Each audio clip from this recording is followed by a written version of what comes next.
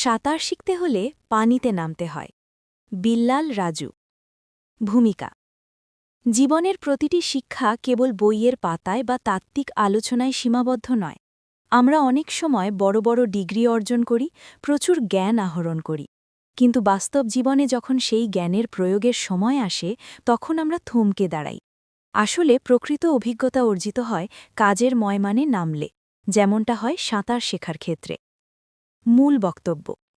বন্ধুরা, আপনি সাইকেল চালানো বা সাঁতার শেখায় থিওরিটিক্যাল ক্লাস করলেন, পিএইচডি ডিগ্রি নিলেন, তাতে আপনার জীবনের জন্য 10 পয়সার উপকার হবে না। সাঁতার শিখতে হলে আগে পানিতেই নামতে হবে।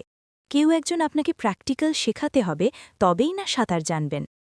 তেমনি আপনার পারিবারিক জীবনে, সমাজ জীবনে, রাষ্ট্রীয় জীবনে আপনার প্রবলেম থাকছে, যা সমস্যার সমাধানে আপনার নিজের কন্ট্রিবিউশন থাকতে হবে।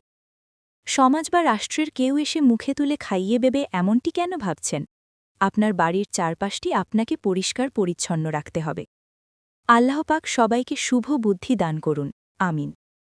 উপসংহার। পরিশেষে বলা যায়, পরিবর্তনের জন্য অন্যের অপেক্ষায় বসে না থেকে নিজের দায়িত্ব নিজে নিতে শিখুন। ক্ষুদ্র একটি পদক্ষেপই বড় পরিবর্তনের সূচনা করে।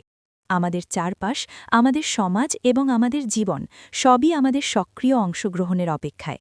মনে রাখবেন, হাত না নাড়ালে যেমন পানিতে ভেসে থাকা যায় না, তেমনি পরিশ্রম ও সক্রিয়তা ছাড়া জীবনে সফল হওয়া সম্ভব নয়।